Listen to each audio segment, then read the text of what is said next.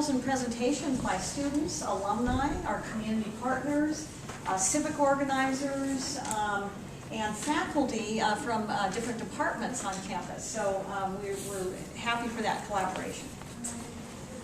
So you're here to hear about politics in some ways, but we're going to kind of connect politics to education. And so I'm going to put this up here, and then maybe at the end of my presentation we'll think about these things. But how will the political frontrunners address adult literacy in the United States? What do we think about that? And the symposium is a place where we're really thinking and asking questions. I don't think I'm going to be giving you any answers, but as students, we want you to think about your own values and what's important to you, and hopefully you'll learn some new things today. So the title of my presentation is Three Competing Paradigms of Adult ESL Literacy. Who are adult literacy students? And this might surprise you a little bit. I think if you're not in the field of language teaching or education, you may not realize who these students are. But not all adult learners are adult literacy learners. Adult literacy learners do not normally study in community college or university degree programs. So if you came thinking, well, I want to hear all about how to teach literacy or literature to college students, you're in the wrong place. But what we're focusing on today are those who study in non-credit adult schools, vocational schools, continuing education programs, churches, libraries, businesses, civic organizations, recreation rooms at apartment complexes and prisons. Literacy students. We're interested in a span of literacy from illiterate students, which is really not a popular term. Non-literate is how we refer to students with low literacy, those who cannot read and write. Semi-literate students, those who can read and write at an elementary school level, and literate students who can read and write at a secondary level or beyond. We're also talking about just a very rich student population. And I know, how many of you actually teach ESL? Could you raise your hand, or you, we've got one here. There's a few of you out there. How many of you are studying how to teach ESL? There should be a lot more, okay? And then we've got some administrators that definitely work with ESL learners. And I think these descriptions are going to look very familiar to you. We're talking about students from age 16 to 100, okay, or more. We're talking about migrant workers. We're talking about refugees. We're talking about undocumented immigrants and short-term immigrants as well as long-term immigrants. We're talking about students from every religious background, from every cultural background, from every educational background, so no education to PhDs. From gardeners to doctors, from those that are disabled to gifted learners, short-term to long-term learners, and those who just want to learn English to speak to their grandchildren, all the way to those who would like to learn English to get a job.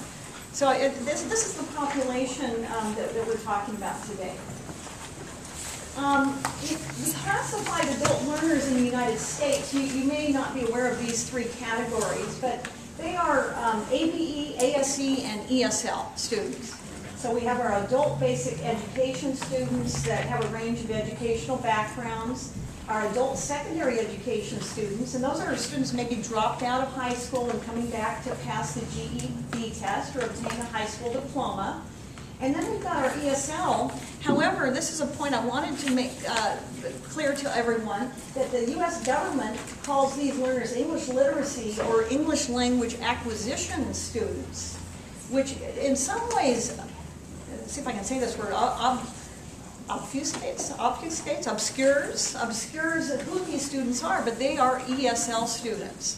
And some of you may be talking about this issue. It's a little problematic that the population, when they think about adult education, they don't immediately think about ESL, and they should because of the numbers. And I think I just gave away the answer to this question. Which type of learner constitutes the largest group in adult education in the U.S.? Which one do you think? All right, there we go. So we've got our ESL at 45.6% and the ABE 40% and 13% secondary ed. So really when we're talking about adult literacy, we're talking ESL. And how many adult literacy students are there? It's difficult to count. In my article, and I think I've got a handout out there for you, I had to look at various sources to kind of make sense of this, but I think the number we often talk about is 93 million students with low literacy in the U.S. 35 million are non-native English speakers.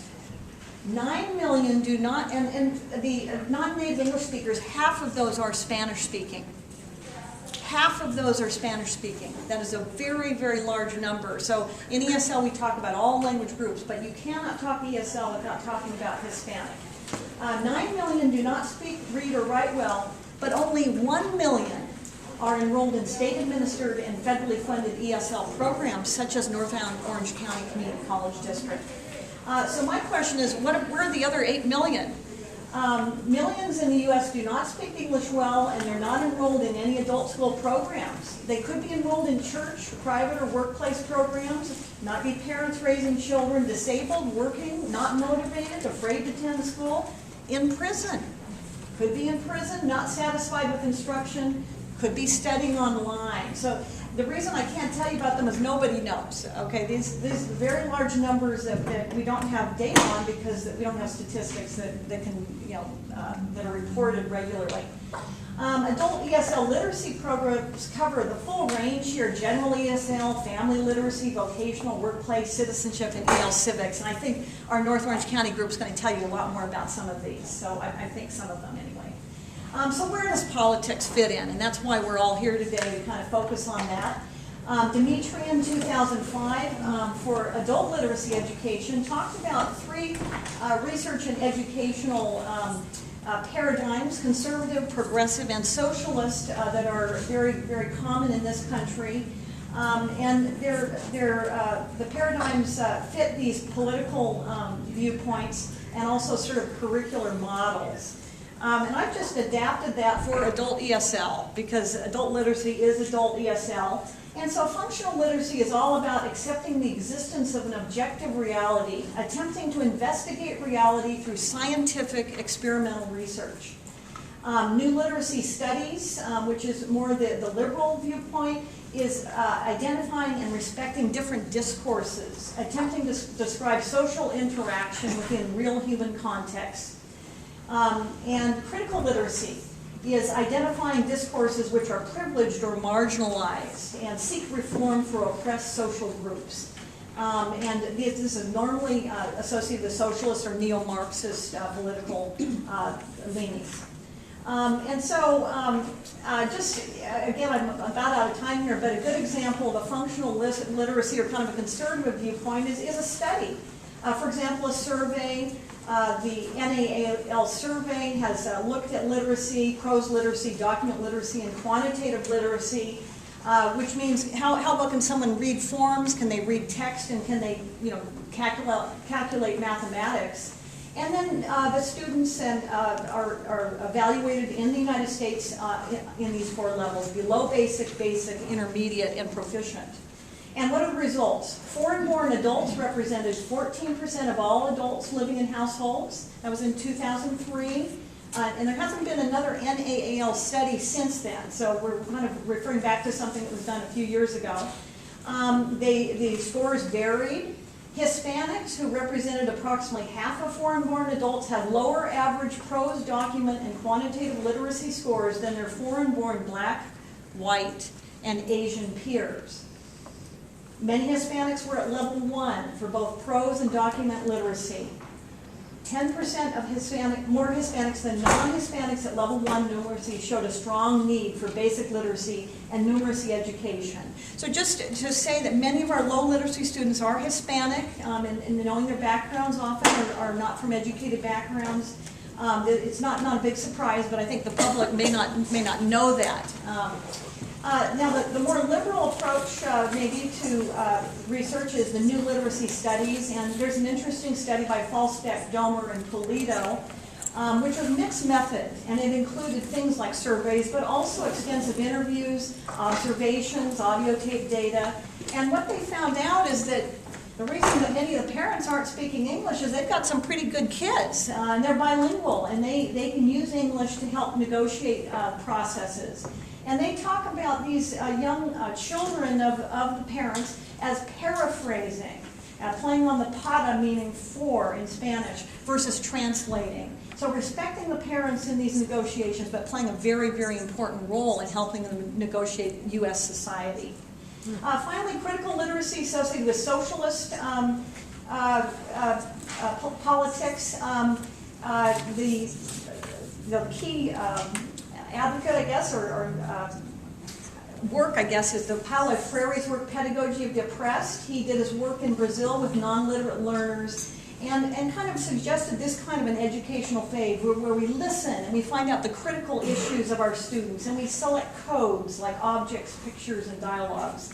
And then we have the students dialogue about these, reflecting on the codes through the conscientization. You know these words if you know Freire. Process. They deepen their understanding of conditions shaping their lives. And then the decoding and recoding phase. Once students can read the world, they're able to read the word with a critical eye. And then finally, political action. Action where they do something in the real world as a result of their reflection. So I know my time's up, but I did want to just kind of present this, that we have a politics of adult literacy education, socialist, progressive, and conservative.